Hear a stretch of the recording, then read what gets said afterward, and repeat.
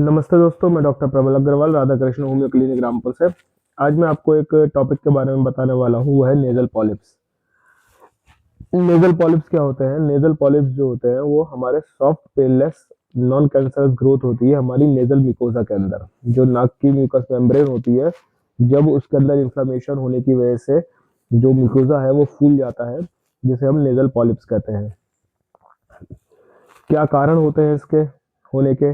या तो recurrent sinusitis, या फिर रिकरेंट साइनस की इन्फ्लेमेशन हो रही हो बार बार, या फिर आपको एस्थमा या कोई एलर्जिक राइनाइटिस हो, या फिर आपको बार बार जो है इसके अंदर क्रॉनिक राइनोसाइनाइटिस हो रही हो बार बार, वो कारण होता है इसका। और आपका इसके अंदर या तो आपको एस्थमा हो या फिर कोई इन्फेक्शन हो जाए, साइनस इन्फेक्शन बार बार हो जाए, उसकी वजह से भी आपको नेजल पॉलिप्स होने के चांसेस रहते हैं। क्या सिम्टम्स आते हैं जब ये आपको होते हैं? तो जब पॉलिप हो जाएंगे, नाक के अंदर बड़े बड़े पॉलिप हो जाएंगे, क्लस्टर्स में हो जाएंगे, तो फिर उसकी वजह से जो हमारा नेजल पैसेज है वो बारीक हो जाएगा, उसका जो जो एयर का पैसेज है वो कम हो जाएगा, जिसकी वजह से हमें सांस लेने में दिक्कत आएगी।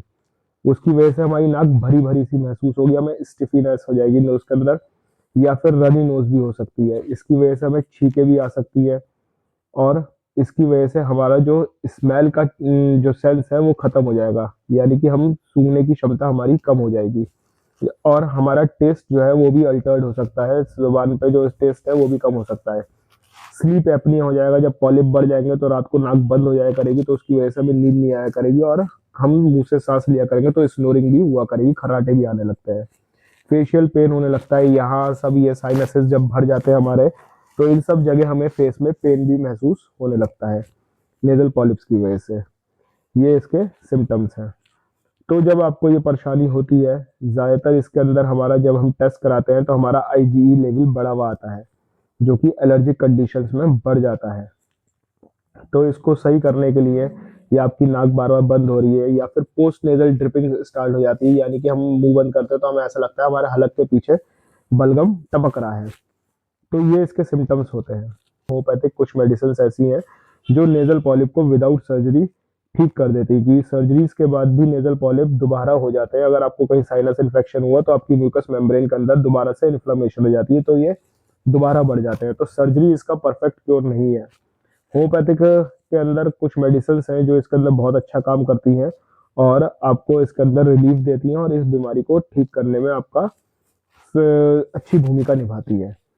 होम्योपैथिक में एक मेडिसिन आती है जो कि नेजल पॉलिप्स के लिए बहुत ही अच्छी मेडिसिन है, और बहुत कारगर मेडिसिन है, जिसका नाम है टिप्यूरियम मैरम वेरम। ये बहुत अच्छी मेडिसिन है। अगर आप इसका दो दो बूंदे सुबह शाम कम से कम 15 दिन तक लगातार इस्तेमाल करेंगे तो आपको नेजल पॉलिप्स के अंदर अपने काफ़ी हद तक आराम मिलेगा।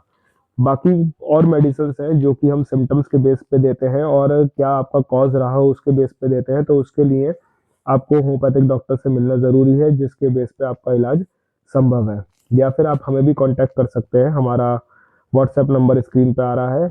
बाकी इससे बचने के लिए, जब आपकी नाक बंद हो जाती है, नोज स्टिफ हो जाती है नेजल पॉलिप की वजह से, तो उसके लिए आप रात को खाली भपारा लें। भपारे के अंदर ना कोई विक्स डालने की ज़रूरत है ना कुछ, खाली गर्म पानी का भपारा लेके आप अपने चेहरे को कम से कम आधे घंटे तक ढक के लेट जाएं, जिससे कि चेहरे पे हवा ना लगे, और जिसमें आपको इसकी वजह से छींके या नेजल पॉलिप की वजह से रनी नोज आती है, तो कोल्ड एटमॉस्फेयर में डायरेक्ट एक्सपोजर में ना आए। अगर आपको बाहर जाना है सर्दी के मौसम में, तो आप उसके अंदर नाक को कवर करके रखें, या तो मास्क लगा के जाएं, या फिर मफलर बांध के जाएं, या फिर नाक के ऊपर कुछ ना कुछ कपड़ा बांध के जाएं, जिससे कि नाक के ऊपर डायरेक्ट हवा ना लगे, जिससे कि आपको दिक्कत महसूस हो। नाक और गले को बचा के रखना इसके अंदर बहुत ज़्यादा ज़रूरी है। तो ये कुछ चीज़ें हैं जो आपको नेजल पॉलिप्स के दौरान अपने ध्यान रखनी ज़रूरी है। और अगर आपको इस तरह की कोई तकलीफ है तो सर्जरी से बचें, होम्योपैथिक ट्रीटमेंट अपनाएं, क्योंकि होम्योपैथिक में नेजल पॉलिप्स का 100% इलाज संभव है।